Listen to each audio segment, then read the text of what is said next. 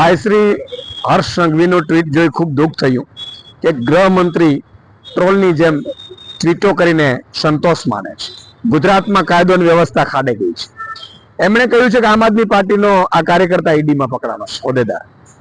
બહુ ક્લિયર સાથે કહીએ છીએ, અત્યારે આમ આદમી પાર્ટીનો કોઈ કાર્યકર્તા નથી, હોદ્દેદાર નથી. અને આ હોદ્દેદાર હોત તો આજે સસ્પેન્શન લેટર પણ નીકળી જાય.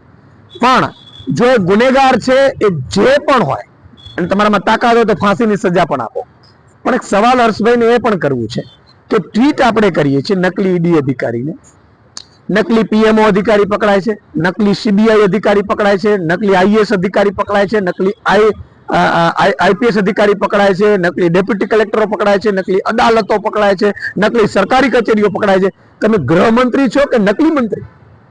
આ તમારે જવાબ આપવો જોઈએ. બીજી વસ્તુ કે આટલું તમારાથી તો કાયદો વ્યવસ્થા તો સંભાળાતી નથી. હમણાં જ તમે આજે ટ્વીટ કર્યું તો એક બીજો સવાલ પણ તમે આપતા જાઓ ગુજરાતની જનતાને કે તમે ભૂપેન્દ્રસિંહ ઝાલા જે 6000 કરોડનું કરીને ભાગી ગયા છે, એમને તમે એવોર્ડ આપો છો, એને દીર્ઘદ્રષ્ટા બતાવો છો, એમનો પણ જવાબ આપતા જાઓ. CR પાટીલજી પણ એમને દીર્ઘદ્રષ્ટા બતાવે છે, સાથે સાથે ભાજપનો ખેસ ભરીને ઉભા છે. એટલું જ નહીં, મંત્રીએ તો એમના જાહેરમાં વખાણ કર્યા છે, ચાલુ મંત્રી, અને એમના દીકરા તો એના ટ્રસ્ટ મંડળમાં છે, એમનો પણ ખુલાસો આપો. એટલું નહીં, ભાજપના કાર્યકર્તાઓ કેટલાય બળાત્કારમાં પકડાય છે. હમણાં તો એક પીછવાડામાં ગોળી મારી એમને તરત જામીન મળી જાય છે. નમસ્કાર, હું ગોપાલ ઇટાલિયા. આજે ગુજરાતના ગૃહમંત્રી હર્ષ સંઘવીએ ટ્વીટ કરી અને એવું કહ્યું છે કે આમ આદમી પાર્ટીના કોઈ ભૂતપૂર્વ કાર્યકર્તા નકલી ઈડી તરીકે પકડાયા છે.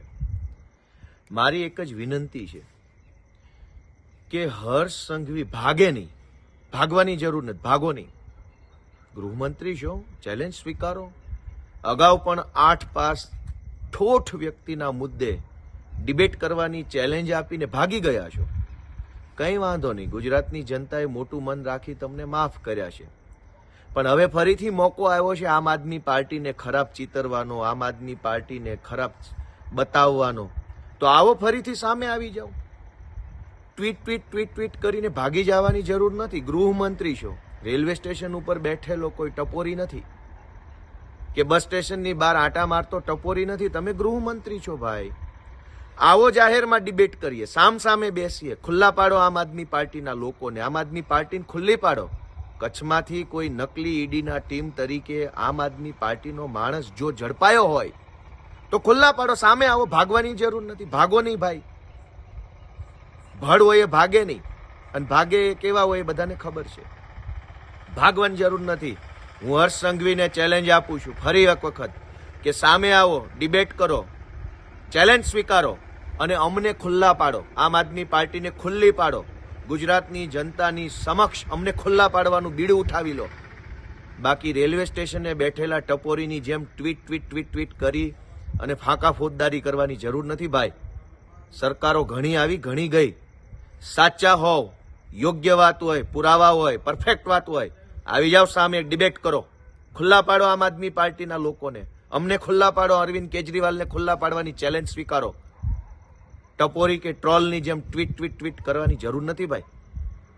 હું ચેલેન્જ આપું છું કે હર્ષ સંઘવી ભાગે નહીં, ભાગતા નહીં ભાઈ. ચેલેન્જ સ્વીકારો, સામે આવો, ડિબેટ કરો, જાહેર મંચ ઉપરથી આમ આદમી પાર્ટીને ખુલ્લી પાડો એવી મારી ગોપાલ ઇટાલિયાની વિનંતી છે. જય હિન્દ. નમસ્કાર મિત્રો. ભાજપાના નકલી ચશ્મા ચડી ગયા છે, નકલીના ચશ્મા ભાજપને. જ્યાં જ્યો ત્યાં નકલી દેખાય છે. પછી અધિકારી હોય, પોલીસના વિભાગના લોકો હોય, પછી આપણે રેવન્યુ વિભાગના લોકો હોય, સીએમઓના લોકો હોય, પીએમઓ, બધે નકલી દેખાય છે. નકલીના ચશ્મા એટલા બધા ચડી ગયા છે ભારતીય જનતા પાર્ટી નેતાઓને કે હર્ષ સંઘવીએ આ એક ટ્વીટમાં એવું કીધું છે કે ગુજરાતમાં જે નકલી ઈડી પકડાઈ છે એમાં આપનો કનેક્શન છે. અરે જે આત્માના આપની વાત કરો, જે આપનો નેતા કહી રહ્યા છો, એ માણસ 1 વર્ષ પહેલા પાર્ટીમાંથી સસ્પેન્ડ કરી દેવામાં આવ્યો છે. એ પાર્ટીમાં કોઈ રીતે કાર્યકર્તા નથી. હા, એ માણસ પોતે એક કચ્છના એક પત્રકાર રીતે, પત્રના એડિટર રીતે ફરી રહ્યા છે અને વાતો કરી રહ્યા છે. અને હું તો એમ કહું છું, એક નકલી ઈડી પકડાયું ને એને સજા કરો, એને ફાંસી માથે ચડાવો. એને જેમ પહેલા બધા કહ્યું છે ને, કોઈ ચમરબંધીને છોડવા તો છોડજો નહીં, એને બરાબર ફિટ કરજો. એને ભૂલોને કેસને એના પર બરાબર કેસ કરજો. એના ઉપર ખોટા આક્ષેપો મત કરો. જે માણસ પાર્ટી છોડીને બેઠો છે એવા માણસોને તમે એવા માણસોનો તમે ઉપયોગ કરીને અને તમે કેજરીવાલ જેવા માણસને બદનામ કરવા માંગો છો. આ શરમજનક છે.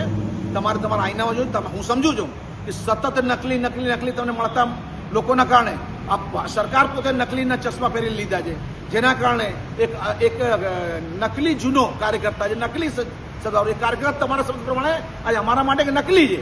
એ નકલી કાર્યકર્તા તમે આજે અમારા બનાવી રહ્યા છો. જે નકલી ઈડી વાળો છે ને નકલી ઈડી વાળો રહેવા દો, નકલી કાર્યકર્તા મત બનાવો. જય હિન્દ.